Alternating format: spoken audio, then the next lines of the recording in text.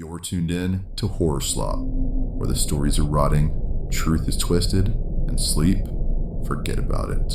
Yeah, welcome to the pit. It's gross, it's creepy, and honestly, it's kind of my vibe. Hope you like nightmares, because tonight's tale, it slithers. Straight from the darkest corners of Reddit. Real stories, real fear, and just enough blood to stain your soul. So at least grab your bed sheets, so grab a flashlight, and maybe a therapist. This is Horror Slop.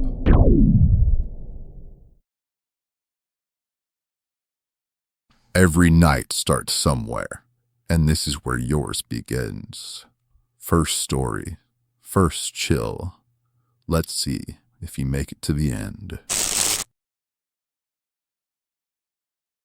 My idiot roommate didn't pay the power bill, by my beef thighs.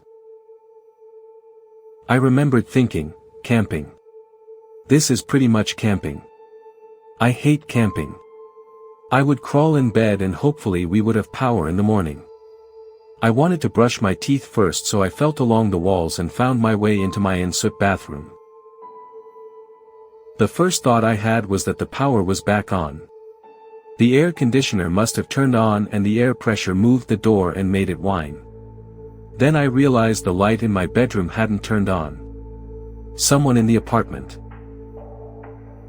I remembered I kept a candle and matches on top of my toilet, so I felt my way over to the other side of the bathroom and found them. I brought them back over to where I could sit, keeping my back pressed against the door. I sat for a while listening and thinking. I kept thinking about the pirates and I didn't want to lose the progress my eyes had made adjusting to the blackness. Then I heard, from the other side of the bathroom, water dripping. Drip, drip, drip. How had that just started dripping? It sounded like it was coming from my bathtub. I was completely overcome with dread. Was something in here with me? How long had they been in here with me? Were they here when I was brushing my teeth? I felt like I was going to be sick. I had to use the candle. I lit the match and caught the wick of the candle. Drip, drip, drip. A dim yellow flame cast light in a few feet in all directions, but my bathroom was long. I still couldn't make out the far end near the toilet and bathtub. I slid the candle along the floor to the middle of the bathroom. I was flooded with a primal fear. Me and the thing stared at each other. I felt like a chipmunk staring down a lion, each daring one another to make the first move. I slowly stood up, never taking my eye off of the disgusting face that watched me from my shower. I heard a voice from the other side of the door whisper, "What ya gonna do?" "What ya gonna do?" the voice behind the door asked a little louder. "What you gonna do? What you gonna do? What you gonna do?" The voice outside the door was screaming now. The monster behind my shower curtain slowly moved one long, decaying leg towards me. I felt a vibration in my pocket letting me know my phone was charged. Without breaking eye contact with this monster, I reached in my pocket, turned the flashlight on and pointed it at the thing. It opened its mouth wide, revealing rows of sharpened teeth, and screamed with what sounded like dozens of men's, women's, and children's voices. I broke for it. I ran out of the bathroom, my phone's light illuminating the room enough to see that there wasn't just the person whose hair I had touched, but several people, and they were all smiling. Whew, that one gave me chills. But hey, we're just getting started. The next one's sharper. You'll see. I've loved reading your stories. Let me tell you mine, by Sergeant Darwin. But I digress. The kids finished dinner and I set them up with their entertainment for the night, Georgie in his room with the PlayStation 2, a hot commodity in those days, and Kate in her crib, in front of Sesame Street. Myself, I ignited the basement fireplace, dimmed the overheads, and curled up with a book by the light of our Christmas tree. God, that was a nice house. Not a day goes by that I don't miss it. Georgie just stared at me blankly. "Georgie," I said, more clearly this time, "did someone knock on the door?" "No more," he replied simply. I made my way down the hall, to Georgie's room, and stood tentatively at its door. Taking a deep breath, I gently pushed the door ajar, reaching for the light switch and thinking better of it. If this was the worst-case scenario, then I didn't want our mystery intruder to know where in the house I was. The only light in the room came from Star Wars Battlefront's game paused screen. I listened for a moment, but heard nothing. I began to suspect that Georgie had simply imagined the knocking. At first I did not comprehend them. I just stared, transfixed, at the deep imprints in the snow. Shoes. A man's shoes. None of my friends wore the size, of that I felt sure. I traced them backwards from the window to the sidewalk, from whence this intruder had evidently come. But where did they lead? It was a bright night, the moon shone proudly between the clouds. My eyes followed the steps across the front yard, but once they passed behind the giant pine, they disappeared. My heart leapt to my throat. Whoever had walked behind that tree was still there. In panic, I quickly backed away from the window. Georgie, sensing my fear, began to whimper. No, no, no, I muttered, desperate to keep him quiet. I flicked the television off and led Georgie out of the room.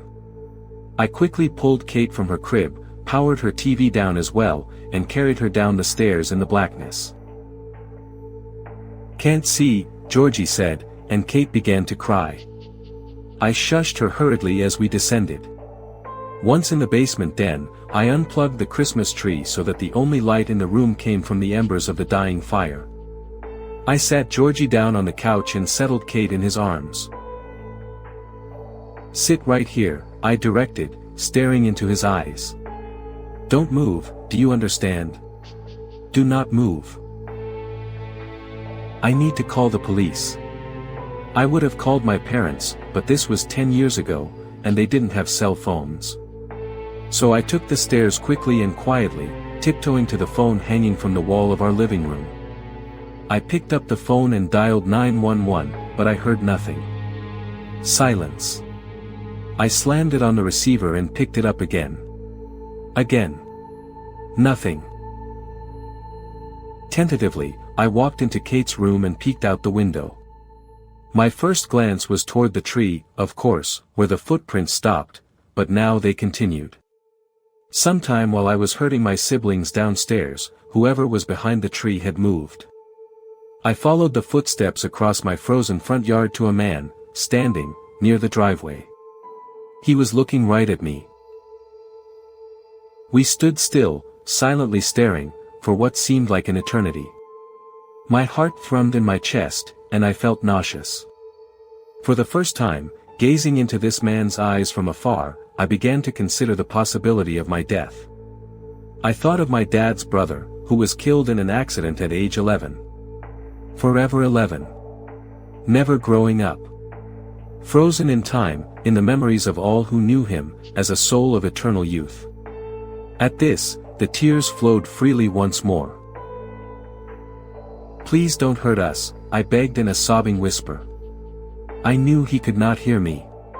But I could not help myself. Finally, he broke eye contact with me and looked toward the heavens, toward the gently falling snow.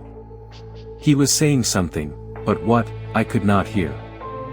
I stared, transfixed, as he pulled a handful of dark powder from his pocket, then, still gazing upward, still muttering to himself, he flung the stuff at his feet. I desperately wanted to run, to get my siblings, but I thought that to let this man out of my sight would be unconscionably foolish. No, better to keep an eye on him. The house was still locked. I had the upper hand, I felt. Besides, I could not bring myself to look away from the strange ritual unfolding before me.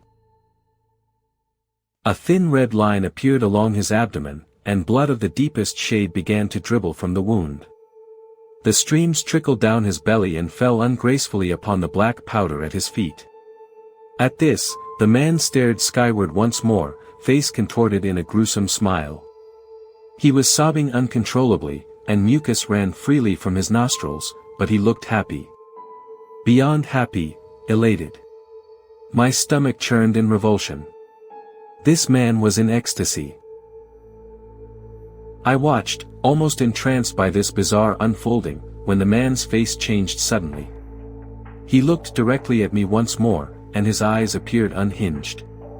Still clutching the knife, he began to sprint directly at my window. I took one look at the weapon this man brandished and instinctively fled the room.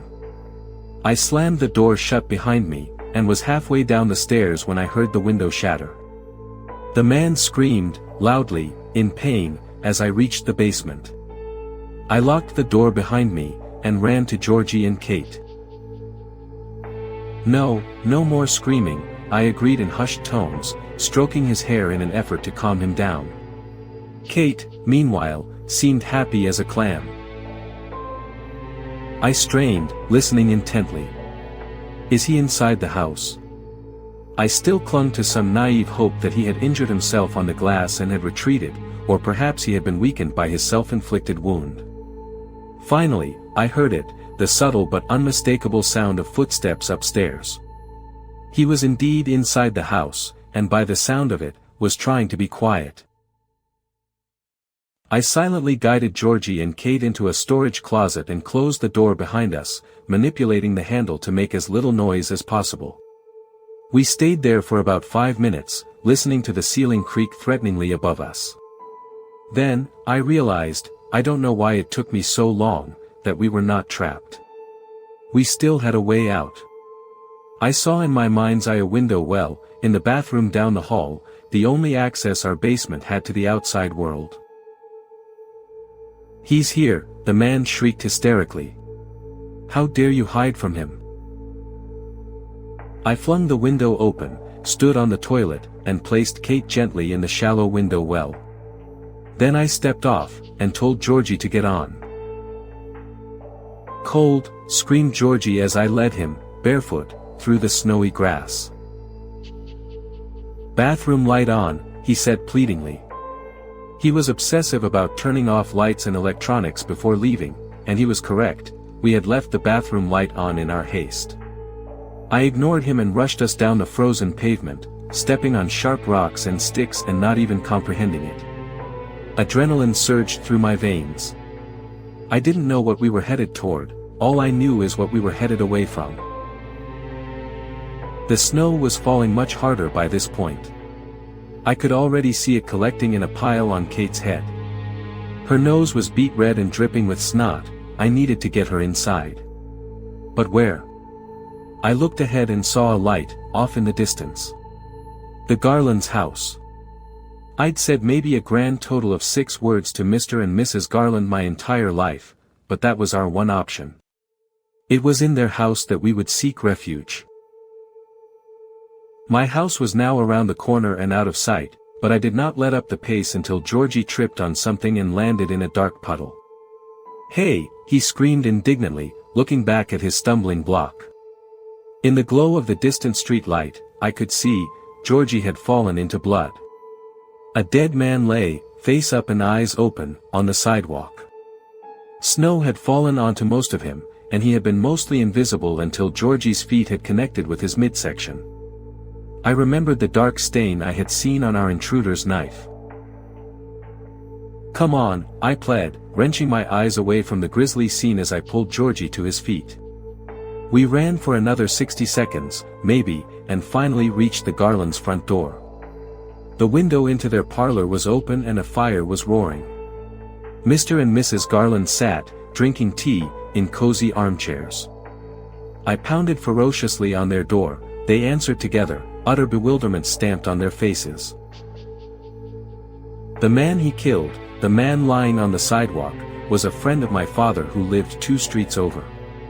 He had called his wife on his cell phone not long before he died, informing her of a suspicious man dressed in black, stalking around the neighborhood. Kate is now a bratty middle schooler. As far as I'm concerned, she's perfect.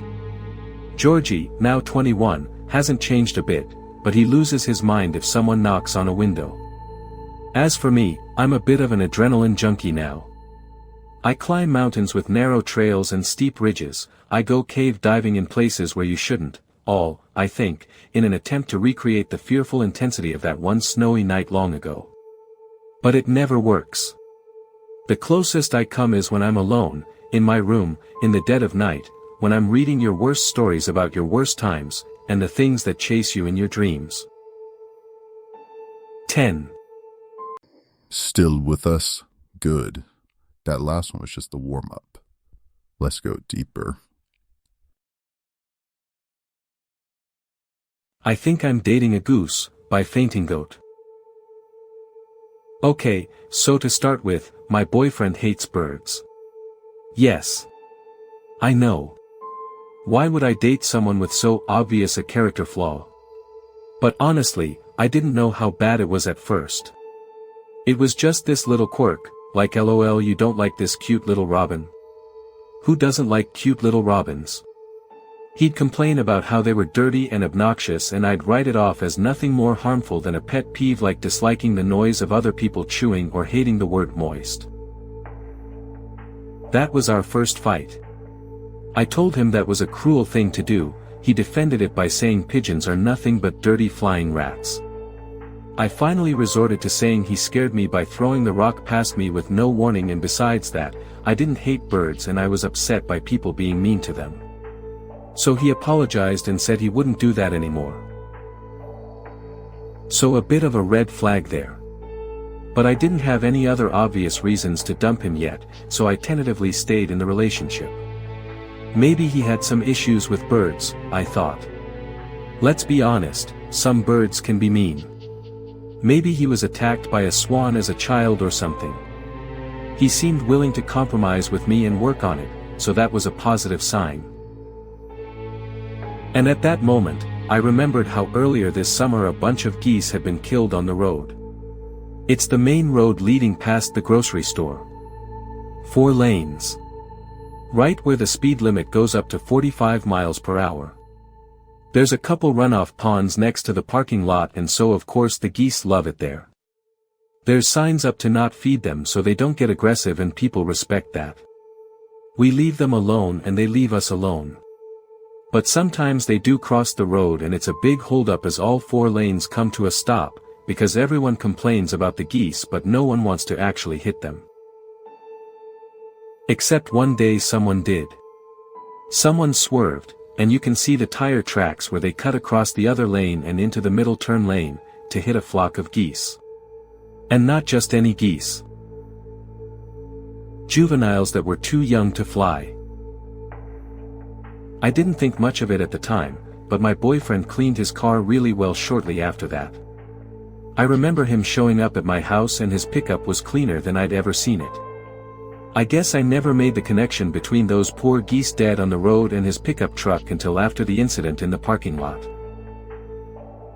I went back inside the store, heart pounding, and waited a few more minutes. Then I went back out, found his car, and retrieved my wallet. When he asked me why I was so out of it in the store, I told him a friend of mine had called while he was parking the truck and asked if I'd help her repaint her living room, and now I was stuck with helping her. At least the lie gave me an excuse to be away from him for a few days. I could do some soul searching and decide how I would go about dumping him. I mean, someone that's casually violent towards animals like that, it's not good. The next morning there was a goose in my front yard. Kind of skinny. Very dirty. I swear it was the same goose from the parking lot. I gasped and jerked away from the window as its head snapped around to stare at me. I know, this is ridiculous. But I swear I was being stalked by this goose. It stayed at the door, wrapping it with its beak, and finally after about 20 minutes of this I decided I'd had enough. I'd go out there and chase it off, I thought, and if that didn't work I'd call animal control or something. It didn't belong here. There was no water in this neighborhood for it to wade around in or something. I threw the front door open and the goose hastily retreated off the front porch. It stood on the walkway up to my house, staring at me. So I advanced on it, carefully, waving my arms and yelling for it to shoo. And reluctantly, honking in irritation at me the whole time, it moved away. It seemed like nothing more than a normal goose, honestly. I decided I was imagining things and went about my day. It stayed out there in the front yard, occasionally honking plaintively. I keep wondering if there was another adult with those birds that were killed on the road. Things got worse after sunset. I checked one last time out the window and sure enough, the goose was still there. I didn't think anything more of it. My mind was now preoccupied with worrying about my impending breakup. I decided that I'd break up with him over the phone, which is shitty, but I didn't want to make a scene in a public place and I sure as hell wasn't going to be alone with him if he was violent towards animals. I knew it had to be done, but it still hurt to come to that conclusion. I cried myself to sleep. "Go away!" I shrieked, and lowered the blinds again. I was woken by a sharp crack, loud enough to get through the foam stopping up my ears. I was instantly awake but for a moment I couldn't move, frozen in terror. My window. The noise had come from my window. Another crack. Like ice splitting when it thaws. I tumbled out of bed, heart pounding, and grabbed my phone with shaking hands. I had to call the police. But I paused, because there was a lull, and in it I heard a soft noise. I'd just swing by and check on him, I thought. I'd pick up some coffee on the way over and pretend it was to surprise him. Then I'd leave to help my friend paint and break up with him that afternoon. I just needed to make sure. After the night I'd had, I was a bundle of nerves. He lives in an apartment. It's a decent place. Cheaply built, of course, but it's new and everything is sleek and modern looking. He's on the 3rd floor. I climbed up the exterior stairs and knocked. No answer. Then a rustling from the bedroom. What I saw is burned in my head. I'll never forget it. It's the one thing I keep clinging to, when I think perhaps this was all just some strange dream. I was there. I saw him. Or rather, what was left of him. The slit along his back slipped open. I saw what was inside. The goose. But it wasn't a goose any longer. Its body was growing, the skin splitting apart to reveal sleek muscle beneath. There was no blood, like this was a planned transformation, like a caterpillar emerging from a cocoon. Its feathers molted and its hind legs cracked open, stretching downwards to slip into my boyfriend's empty legs like it was putting on a pair of pants. Its wings shifted out to either side, the primary feathers separating like fingers. Then he raised his head and smiled at me. The same smile he'd give me when he was up to something.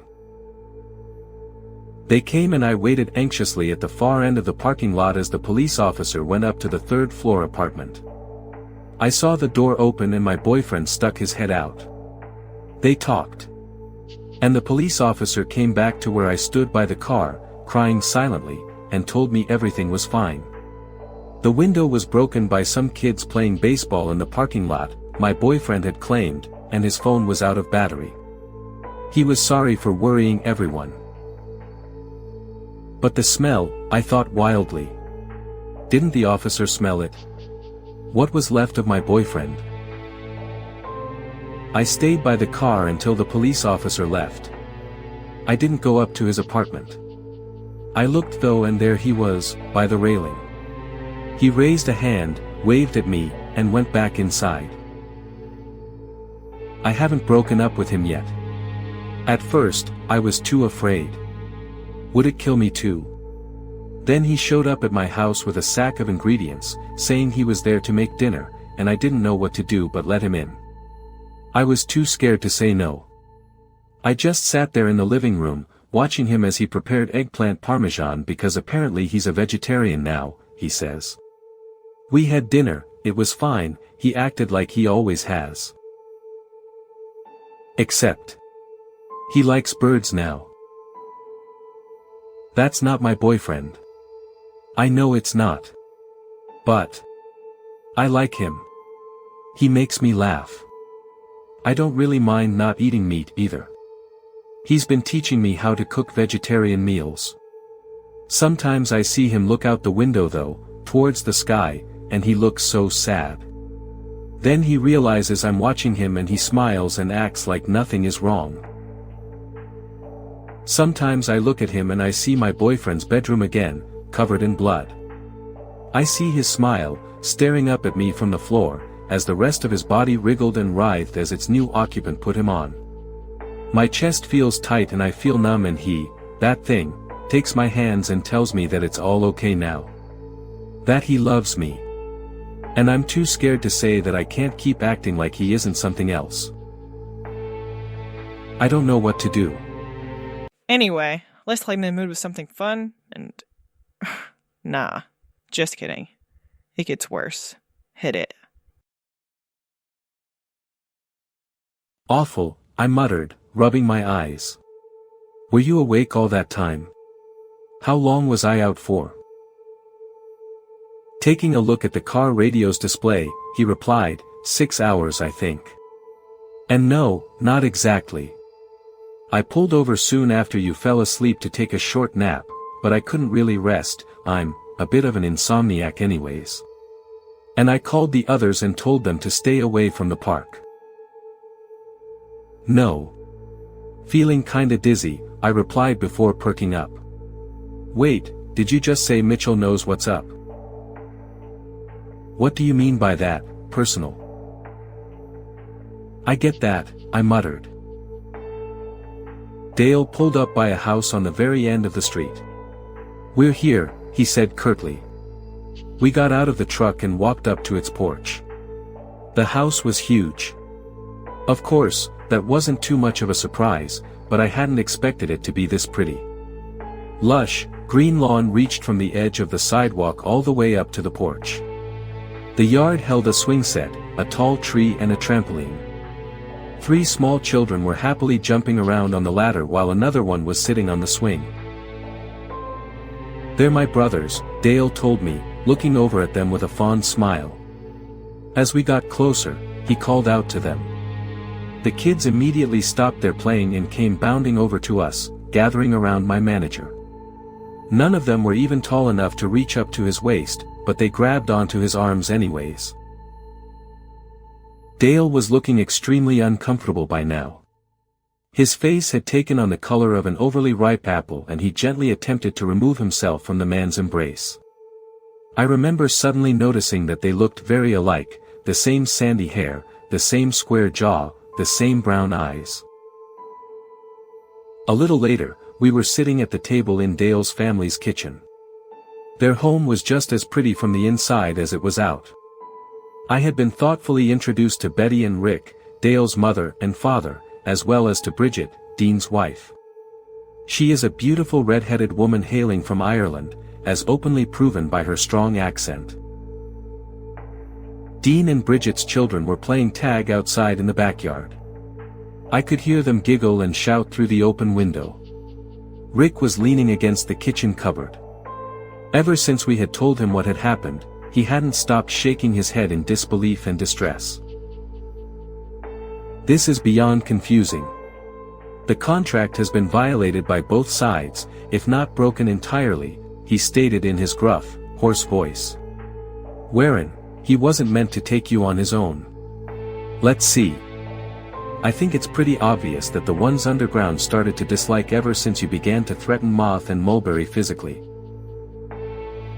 Yeah, why did you give it to me anyways? I asked. Thanks, I said softly, and Rick smiled. Say, who even were the previous sacrifices? I asked curiously. The worst thing though happened just 20 years ago. There was this actress, Layla. Layla was very disrespectful towards the not actors. Treated them like animals, all of them. But she didn't deserve what he did to her. Though Warren would probably beg to differ. Betty bit her lip and lowered her eyes. So, all in all, there's a whole lot of differences between you and those others.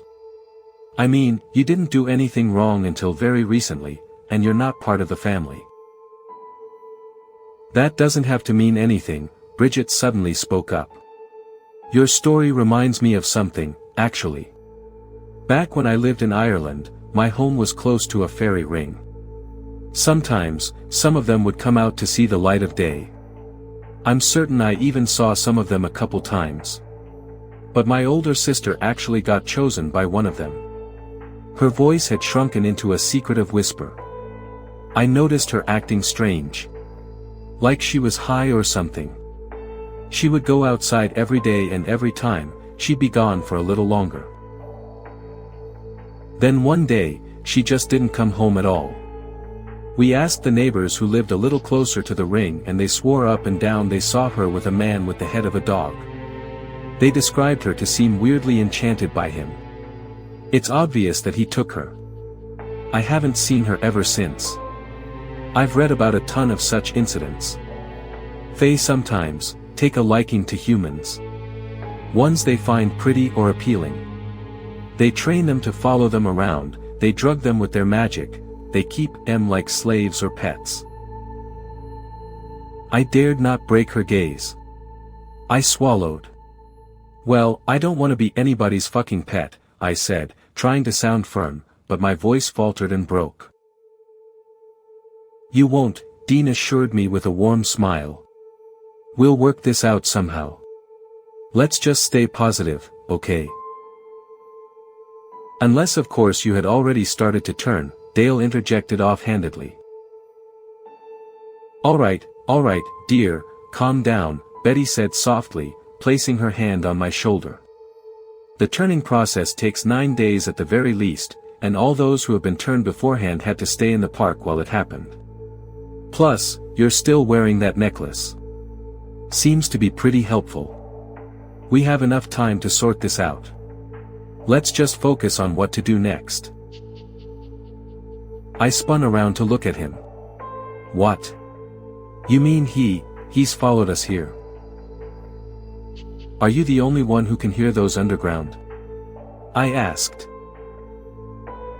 We then went about making preparations for Warren's arrival. Dean explained that we would have to offer him hospitality if we wanted to settle the matter peacefully, however hard that might be for us. Betty sent me outside to bring in the children. You're it. Courtney shouted. Whitney, you're it. The 4 kids stopped goofing around and obediently came trotting over to the back door. They cracked me shy smiles as they walked past me into the house. Betty gathered them in one of the top floor rooms. The room was completely empty, and Betty spread salt around its edges, encircling the space the kids would be staying in. Leah, pay close attention now. This is the safe room. It's high up from the ground, making it more uncomfortable for any of the wild ones to reach. They like to stay as close to soil as possible. That's why we keep it unoccupied, so we can use it as sort of a panic room. The salt keeps the wild ones from entering. When Warren arrives, we will have to face him together, but if anything goes wrong, you can always come up here and join the kids. Betty smiled at me. We'll make it through somehow, she assured me. I'm sure it'll be fine. When the sun set, we had all gathered in the living room. Bridget had thankfully allowed me to take a long, relaxing shower using her shampoo and washing gel, which actually helped me take my mind off of things for about 15 minutes. I had changed into some fresh clothing and went to join the others in watching TV. Even though the kids were still with us and there was a cartoon show blaring at full volume, the tension in the room was palpable when I entered. We sat like this for about an hour. Apart from a few occasional giggles from the kids, none of us said a word. Then, all of a sudden, the strained atmosphere was broken by the sound of knocking at the front door. The knocks came slow and hard, 3 times, each one a little louder than the last. Rick was the one to open the door to him. Good evening, Warren, he said, his frame blocking out the newcomer from my view. My heart stopped for a second when a voice, an actual voice, replied to him. It was sharp and cold. There was an almost mocking tone to it. Greetings, Rick. It has been a while, has it not? A short pause followed, nobody saying a word. Rick sighed deeply. Come in then. He stepped aside to make way for the park's guardian. For a split second, Warren's eyes met mine, just before I could duck further behind Dale's back. The corners of his mouth stretched into a wry smirk. My heart was pounding in my chest. Right now, I'm lying in bed in the guest room. I'm alone and everything is silent, uncomfortably so. But the worst thing is that there is a window to the backyard. It's right above the bed, and whenever I lift my head, I can see him. I'm scared to fall asleep. Need a break? Too bad. These stories don't wait, and neither do we. Next one's worse, in the best way. It's been a long time since I'd had a session with Dave, not his real name, of course. He had stopped attending therapy sessions in over a year, and I was surprised when he called to book a session. By the time we were having sessions together, he had been stabilized with medication. But the voice he heard persisted. It was not part of his hallucinations, he insisted. It was real as you, me, and anyone else, he said. I had tried explaining to him about his illness, about how the voice, while seeming real to him, was not really there, outside his mind. I tried to discuss with him how schizophrenia causes these really vivid hallucinations, but nothing could convince him that the voice was but a symptom. I continued to see Dave for a period of about 6 months, but one day, he just stopped attending therapy. He had found another therapist, he said. I didn't really mind. After all, not all therapists are well matched with their clients, and I was happy he had found someone who suited him, who could help him. When he walked into the room, I was taken aback by the change in his demeanor, his whole presentation. He looked healthy, well-groomed, and all cleaned up. He had a glow to his face, a light in his eyes I hadn't seen before. You look great. I couldn't help but exclaim. Hi Doc. He said chirpily, and plopped himself on the seat near me.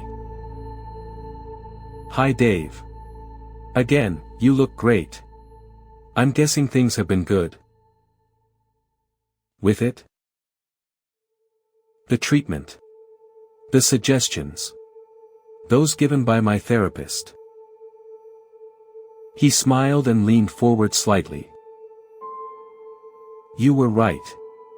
I had so much trouble, I was in such a deep, dark place, floundering, and so much of it was because I had been fighting against it. I dedicated so much time, so much effort, struggling against it. But you were right, after all. The voice, he wasn't someone I should have fought. I let go, one day, of my need to control it. To stop it. To get rid of it. I let go, and the voice, it became clearer. Warmer. And then he took shape.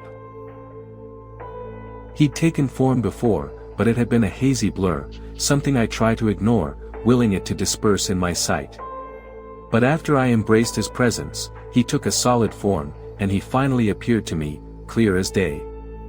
He looks like a regular guy. He has kind eyes. I sat through his monologue, silent, not wanting to interrupt. I have to admit, I was intrigued. He nodded. So you've been seeing this man, does he have a name? He's Jones. Yes, so you've been seeing Jones, who has been giving you therapy, and you've felt much better ever since. Is that right? The thing that's hanging around me. Jones has been around me, and he's seen someone hanging out near me, is that right? He's seen someone, here with me, on some of the times he's been here. And he's concerned. I couldn't suppress the sensations that came over me at that point. I could feel the blood draining from my cheeks, my palms starting to sweat. An icy sensation wrapped itself around my neck, making it difficult to breathe. I tried to speak as calmly as I could. "This is scaring me, Dave. I have not seen you in a year and a half, and you've come today to tell me about your friend. Your therapist, Jones, whom only you can see and hear. You've also come to tell me about a figure, an evil being lurking near me. That Jones says he saw. I'm so sorry. This must be really unsettling for you. Really scary. I know how it sounds. But Jones likes you. He wants to keep you safe. To warn you, oh God. Okay. He says it's here now." I forced myself to calm down. A touch of sadness spilt into the anxiety that was painted on Dave's face. "Jones said that last Friday, you were wearing a blue sweater. And you were rushing into the clinic, and you just made it on time for your first appointment." A crack appeared on my mental shield. I had indeed been wearing a blue sweater last Friday. A sky blue one. I was also almost late, and had been in a huge hurry that morning. I didn't respond. I couldn't. I couldn't contain the dread any longer. I gave up on my professionally calm demeanor. "He says that it's draining your energy, depleting your life force. He's not sure how it works, but just by being in your proximity, it's feeding on you. Jones says that some of these creatures may even have the ability to plant thoughts in your head, influence the things that you do. He's heard of one which made its victim kill someone, before killing himself. Jones says that he could try to reach out to it, get it to leave. But he's not sure if that could work." Alternatively, Dave trailed off, and anxiety danced on his features. "Yes," Dave said. I don't want to lose him. But I think I can do without him for a few days.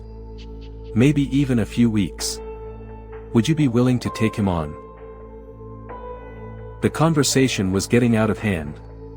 Not knowing what else to say, I just nodded. Dave nodded in return, and closed his eyes. When he reopened them, he asked, "Do you see him now?" Dave's face fell. "You can't sense him. He's right there. He's looking at you." "I can't, Dave. He's what you see. I don't see him. Others don't see him. He's there, really. Maybe it takes a while. Maybe it works differently for you.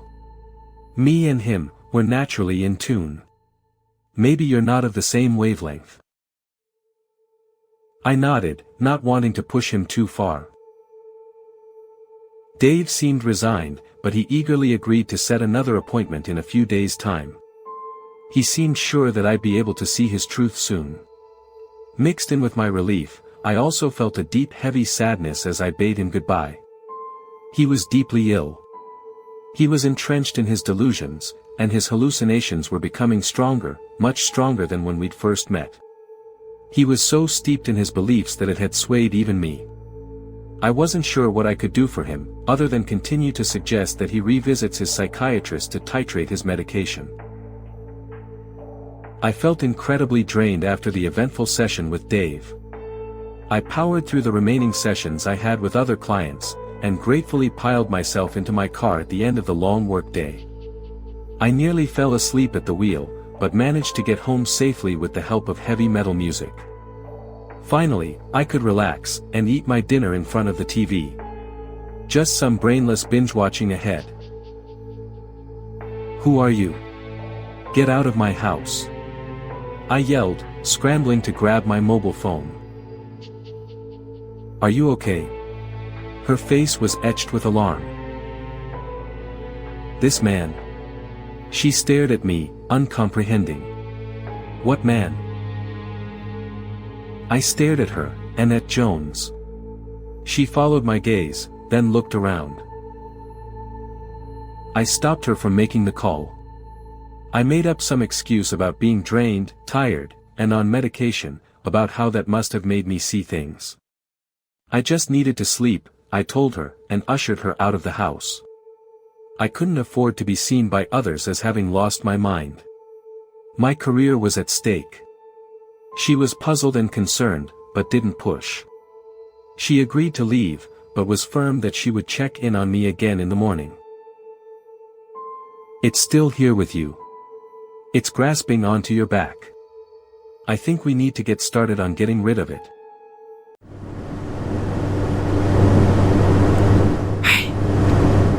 You feel that? That weird pressure in the room? Yeah, that's the algorithm. It knows you're watching, and it gets real cranky when you don't feed it. A simple ritual helps. Click the little thumbs up, tap subscribe, say its name 3 times into your phone mic. Kidding, probably. Engagement appeases the darkness. You know what to do. Good, human. Now, back to the horror. I'm a local rookie cop in a small town in Pennsylvania currently stuck working night shift. I work the normal patrol shift, driving around, pulling traffic, responding to your normal domestic disputes and whatever other wonderful calls dispatch sends my way. But ever since this past weekend, every single night I keep getting called to the same house. At first I thought it was my coworkers playing pranks on the rookie. I have 2 years on the job, but in such a small town I work with most guys my dad's age. I've omitted certain names and addresses for obvious reasons. Anyway, here's what happened. Friday night around 0200 hours, so actually Saturday morning, dispatch gets over the radio, dispatch to 1034. 1034, go ahead. We just got a 911 hang-up from a landline that's coming back to XXX Patch Lane. Can you go check it out? 10-4 en route. Now, I'm pretty sure the guys are getting dispatch in on some type of joke, but whatever. I still have to respond, better safe than sorry. So I drive down the road, turn onto the gravel road, park my cruiser away from the house, check the perimeter, and go up to the front door. Still no sign of life inside. I knock on the door and announce myself, Officer Barkley with the XXX Police Department. I'm about to leave, and I go to check the door handle out of pure habit, and sure as shit, the door opens. I was so startled by the fact that the door opened, my right hand immediately went to my gun on my right side. I announce myself again. Officer Barkley, XXX Police Department. Come to the front door or else I am entering. Before entering a house, for officer safety reasons, we always get on the radio. 1034 dispatch. Dispatch, go ahead. No one appears home but the front door was unlocked. I'm going to make entry and check the house, it appears abandoned though. Do we have any backup available? 1034, all units are still on the fatal DUI accident. Do you need one to break? Negative. I will advise. I grab a cup of hot coffee around 0400 hours and catch up with one of the guys from the DUI crash and ask him what that mess of a scene looked like. He told me I'm lucky I wasn't stuck on that scene. He asked me about the Patch Lane house and I told him it was pretty fucking creepy, but I checked it out and it has to be crossed wire somewhere. I felt comfortable telling him it was creepy since I knew this guy from when my dad was still on the force and he treats me like a daughter. He said he used to get dropped calls all the time from there back in the 90s, but there was actually a family living there back then. Each time he got dispatched they were surprised to see him and they let him search the whole house, never any problems. Just a single mom with her 2 kids minding their own business. I asked him what happened to that family and he said nothing suspicious. They moved away after maybe 10 months or so, definitely less than a year, and a few families moved in and out renting the house, but ever since about the late 90s nobody moved in. This time, the front door was wide open. And I know I shut it closed the night before. At this point I begin to think a homeless person is inside, which is still trespass. So I call out to dispatch I have an open door and I'm gonna check it out. I make entry and this time I see someone run around the corner. My gun is drawn since I have no idea what to expect here and I announce myself and run after them. When I turn the corner it's just the kitchen and door to the basement. No way out. So of course everyone asks me about what happened and all I can say is they must have ran out when they saw me. I didn't tell anyone that the direction they ran left them absolutely no way of running outside. I begin to wonder if I'm going crazy. I'm off Tuesday and Wednesday nights, rookie, remember, so at this point I just have one more night before I can rest. Monday night shift left me speechless. At roll call everyone jokes about when am I planning to go back to Patch Lane. I tell them they can get the call and I'm done. 0300 hours. Not even 30 seconds go by and my cell phone beeps. I have a text. Hey. Wanna meet me there? Bastard. Of course I'm not gonna say no. So yeah. I go.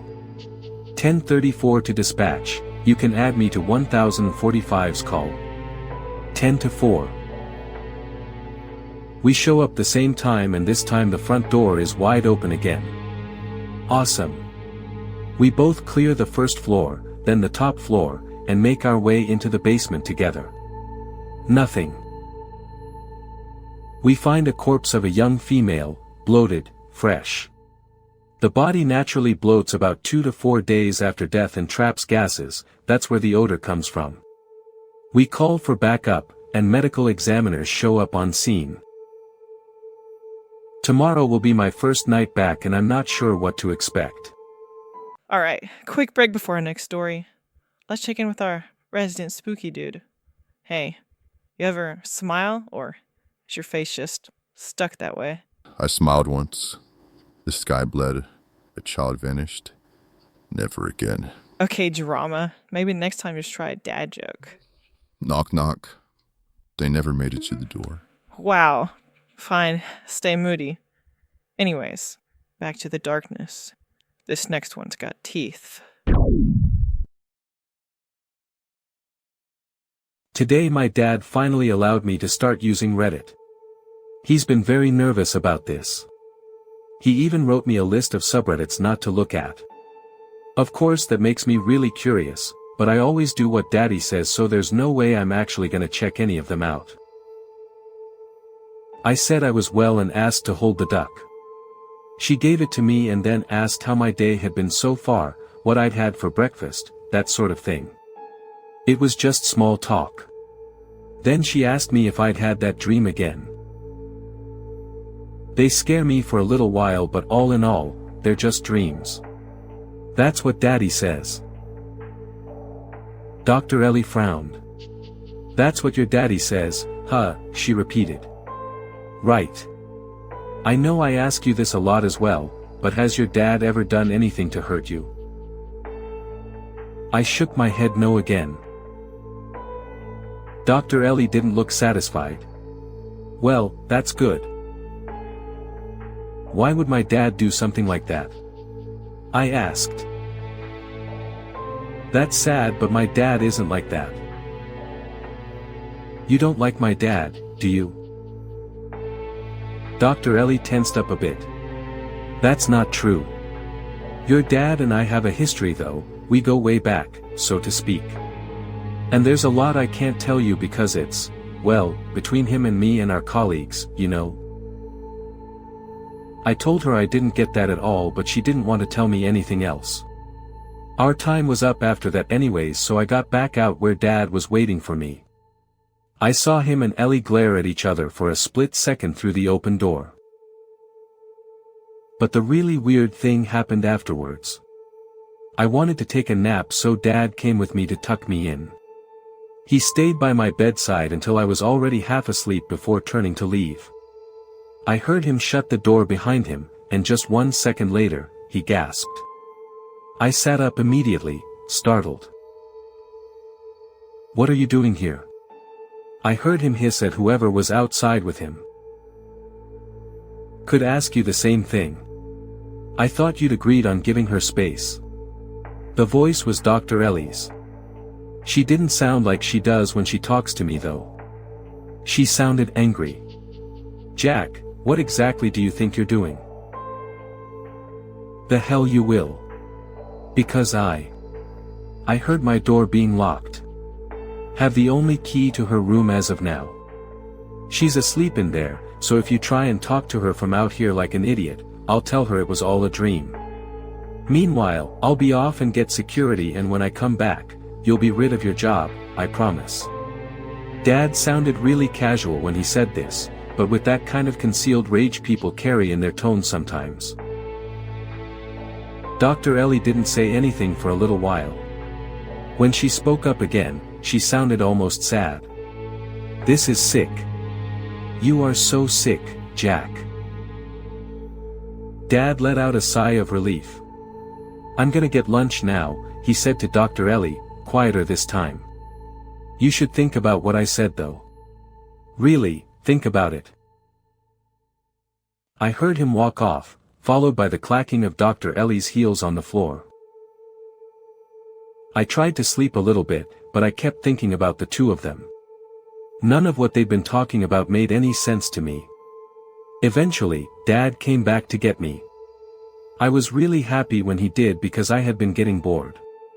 He took me out to the hall where everyone eats and told me to get myself something on my own since he had to get back to work. I wasn't happy about it, but I saw Jonah sitting at a table in the back, so once Dad was off, I went to sit with him. I've asked him thousands of times why he doesn't get along with Dad, but he always dodges the question. I like him anyways. He has this really nice smile, and when we talk, he doesn't treat me like I'm a dumb kid, more like we're old friends. I'm alright. It's pizza day. Doesn't get much better than this, does it? Not around here at least. He hummed as he ripped a large bite from the slice in his hand.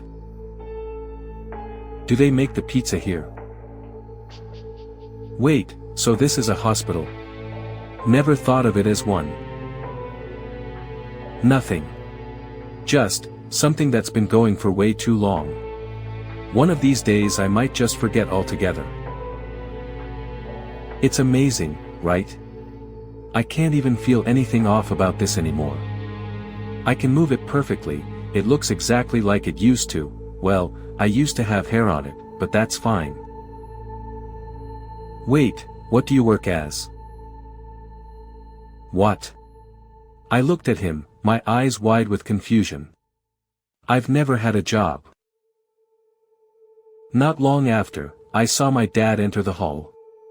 I was still sitting with Jonah, so I immediately started freaking out and wanted to hide under the table, but my friend grabbed my arm, gently, but firmly, to keep me seated.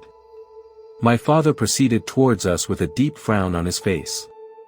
He didn't even acknowledge Jonah's presence when he came to a halt in front of us. Thanks, Dad. I scrambled down from the bench, walked over to him and took his hand. Before we left, he addressed Jonah.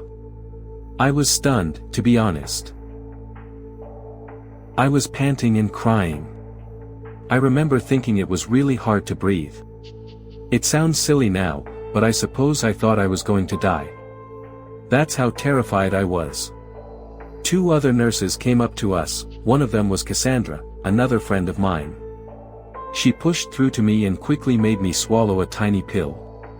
She then gently grabbed my ankles and lifted my legs up onto the bench, turning me around in the process. When she spoke, her voice was clearer than Ethan's. She was very calm, and just the sound of her speaking, softly telling me to breathe more slowly, was enough to soothe my nerves a little. Meanwhile, Ethan and the other lady had jogged off in different directions. One was heading for the hallway my room is in, and the other to where the doctors have all their offices, presumably to find Dad. I fell asleep before they came back. When I woke up, I was in my room again, lying in bed. It's very late at night now as of me writing this, but after having slept so much already, I guess it's no surprise that I'm kind of restless. One of the nurses must have removed the picture because I can't find it anywhere. I sneaked out to the computer room again because I really didn't feel like staying where I was. So that's where I'm at now. I'm so confused. I've never questioned this place before, but now, I feel like something really bad is going on here. I feel like Ellie and Jonah both wanted to tell me and that the picture has something to do with it. Worse yet, I'm pretty sure Dad knows. Update Part 4. And now, as the hour gets cold, and the shadows stretch long into the corners of your room, it's time. Yeah. Chew the spooky violin. But seriously, this next one? Even I didn't sleep after hearing it. I've claimed something coming from you. What? Just because I sleep in a coffin and collect cursed dolls? Among other things. This is the final descent for the night. One last story, dragged up from the depths of the disturbed and deranged. Go ahead. Turn off the lights. We dare you. This is Horror Slop.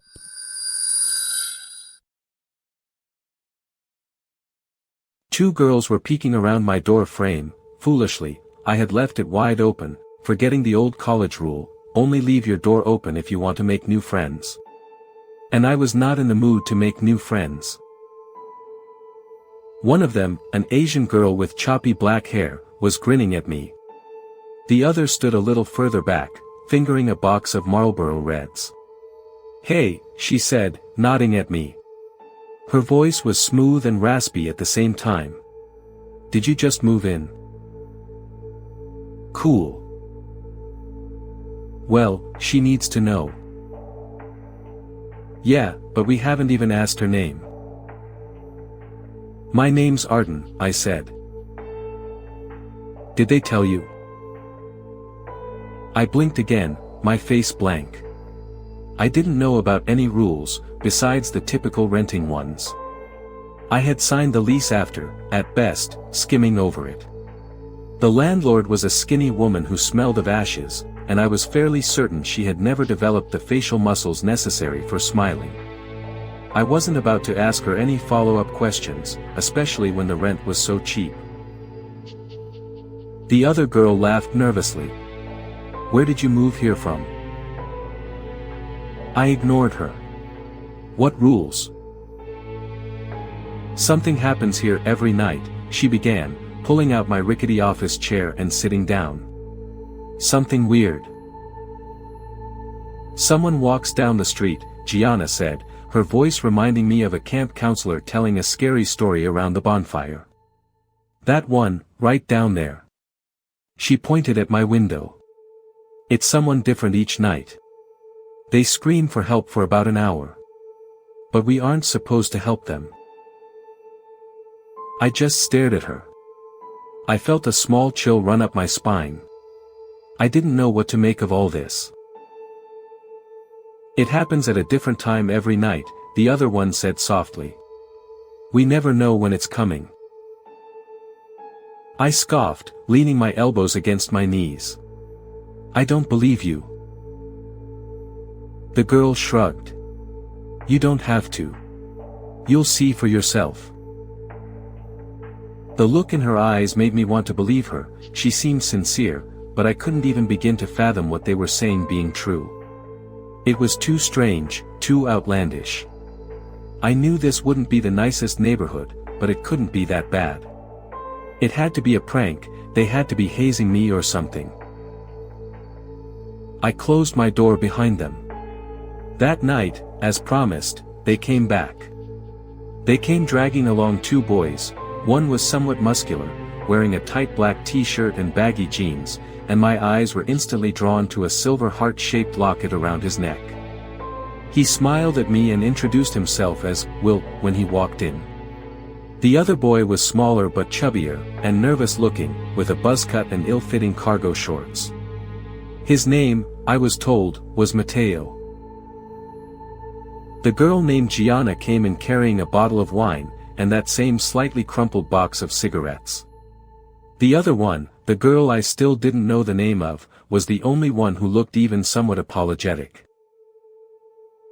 "Do you all live in this building?" I asked, hesitantly accepting the wine when it was passed to me. Yeah, Will answered with a grin. It seemed half-hearted. This building is where all the young people live. It's not a theory, she snapped, glaring at him. Look at the other ones. Next door, the middle-agers.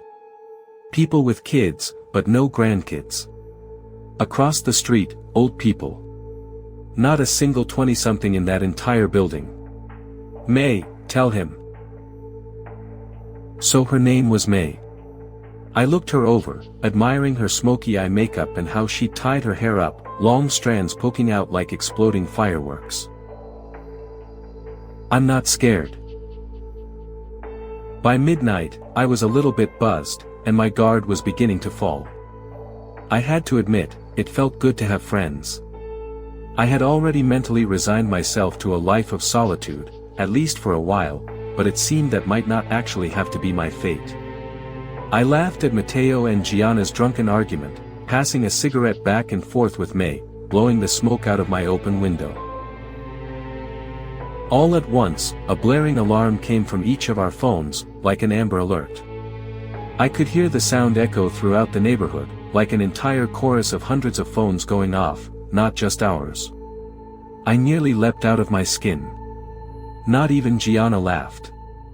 All of them went quiet, and they looked at me as I took it out, frowning at the screen. Do not interfere. It's coming, Will whispered. He had changed, his eyes almost glassy and his voice soft and shaky. Matteo squeezed his shoulder. I looked at May. Her eyebrows were cinched together in concern, and she was stubbing out our cigarette against the windowsill, shrinking away.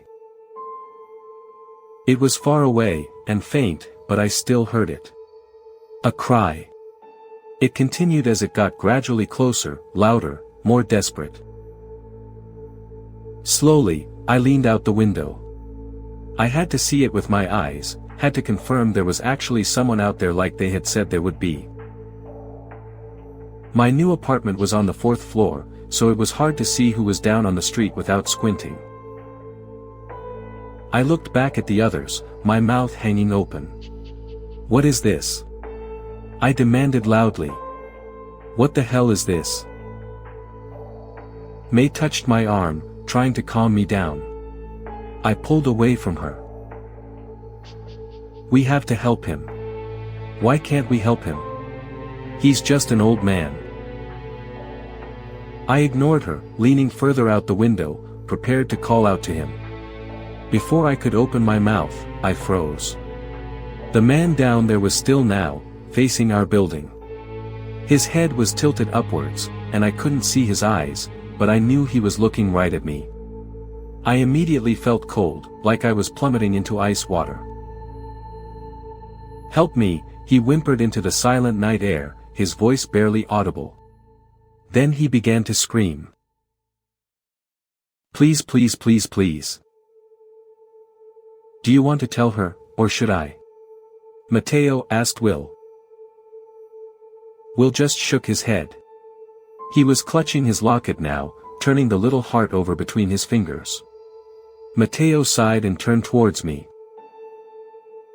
A couple of months ago, one of them got to Will's girl. Shannon, Gianna butted in. Her name was Shannon. Sorry. Her name is Shannon. I swallowed, but whatever I did, nothing would force down the lump in my throat. What happened? Then what? I frowned, thinking back to signing the paperwork, trying to remember. I could vaguely picture what he was talking about. I had just assumed it was more legal jargon that I would never understand. Had I seriously signed a non-disclosure agreement without even noticing? After that, I told them I wanted to go to bed. I needed time to process all of this. They understood, and each one of them said goodbye before leaving me alone. As I lay in the dark, staring at the ceiling, for some strange reason I thought of May's face when we had realized it was happening. How she put out the cigarette and backed away from the window. The next few weeks were difficult. I spent more and more time with my new neighbors. I came to find that they were right. I didn't think there was a single person older than 30 in our entire building, but I saw them all the time leaving the one next door. Like, they're coming. Like, I don't want to die. There were a lot of children. She didn't talk much about the rules. So I didn't either. We didn't talk all that much in general, I found, just enjoying each other's company. Right when I was beginning to feel comfortable was when it happened. As May walked through the door, Mateo blew into his plastic party horn. The paper inflated, smacking Will on the side of the head. May's hand flew to her heart. Jesus Christ. You fuckers know I hate surprises. Gianna laughed and walked over to her. In her hands she held a chocolate cake, haphazardly adorned with sprinkles and bright pink icing that read, "Happy Birthday MEY," in the center. 24. She set down the cake on the dresser and threw her arm around May's neck. How does it feel? Fucking awful. That's the spirit. Enough of this, Mateo cut in, weaving between them. Let's eat some cake, then let's go. I watched them all troop outside to Mateo's car. I stuffed myself in the back, incredibly conscious of how close I was pressed into May, my other shoulder rammed into the car door. Mateo's music, cranked up to maximum volume, hurt my ears, and the tiny space was packed with the smell of tobacco and various perfumes as we sped down the freeway toward the city, but it was nice. It was really nice. I found myself laughing with them, and I hooked my arm around May's when she weaseled her hand beneath my elbow. As predicted, the bars they chose weren't exactly my scene. But this time, as opposed to college, I could stand it. I took shots, I followed them out for smoke breaks, I even danced under the low purple lights until my feet ached inside my chunky heels, surely riddled with blisters. By the time we got to our third bar, I couldn't even feel it anymore. And it was at that third bar that we crammed ourselves into an old photo booth, and Gianna reluctantly offered $5 to the slot, and we laughed, red-faced, into a tiny camera. After the photos spit out into the compartment, the others slid through the red curtains, but before I could follow, May grabbed my wrist. She held me back, sliding her long baby blue nails up my wrist. I shivered. You never gave me a birthday present, she whispered, and I could feel her breath on my face. If I was wearing my glasses, they would have been fogging up. I didn't get to finish my quip before she kissed me. And then it wasn't. Dunno. Why, what's up? I understood then. He was worried. It was past 1 a.m., and no alarm yet. It was later than usual. The bars would start closing soon. He wanted to get back before it happened. We found them outside, chain smoking. Will explained the situation while I swayed. Will drove fast, almost reckless. In the dark, May took my hand. Underneath the glowing streetlights, I could make out the side of Will's face. He was pale, and if I hadn't seen his knee shifting as he pressed down on the brakes, I could have mistaken him for a mannequin. Will, Gianna hissed. Turn the car around. Will didn't move. He just stared forward, as white as paper. Help me, please help. I could tell now that it was a girl from its voice, and its figure as it got closer. It was wearing some sort of white nightgown, not unlike the old man's hospital attire from that first night, stained with dark red blood. From here, I couldn't tell if it was fresh or dry. I didn't know why that mattered to me. We all did it, except for Will. He didn't move. He still just looked. When he finally spoke, I could barely hear him, it was so weak. Shannon. The word hung in the air, heavy with implication. Mateo was the one to break the silence. What? Dude, Mateo said slowly, his words crumbling as soon as they left his mouth. I know what you're thinking, dude. Do not get out of this car. Help me. Help. Help me, please, someone, it hurts. It was getting far too close to us for comfort, but it still didn't seem to notice the car. Its cries became more and more desperate as they got louder. Their voices were getting louder and more distraught, and I felt May press into my side, trembling like a leaf. Gianna was whimpering, but I couldn't see her from my position. He stumbled onto the asphalt and hit the ground with a soft crunch. The thing turned her head, and began to scream. As we sped away, I looked back. I couldn't help it. I saw the flash of some sort of van in the blinding red light, pulling around the corner. Then nothing. That was a week or two ago. I don't know. I've been having a hard time keeping track of time. I didn't interfere. And there you have it, dear listeners. One final scream, echoing into the void. Yeah. Void screams, eternal darkness, I get it. Can I eat now? We're still on air, Roxy. Oh no, just the spooky FCC is gonna haunt us for breaking the mood. If you enjoyed tonight's descent into depravity, don't forget to like, subscribe, and what does he always say? Stab that bell icon like it's your ex possessed by a demon, and leave a comment telling us what story made you question. I have choices. And if you survive the night, we'll be waiting. Same dat time, same that crypt. You're the reason we have complaints, you know that. You're welcome.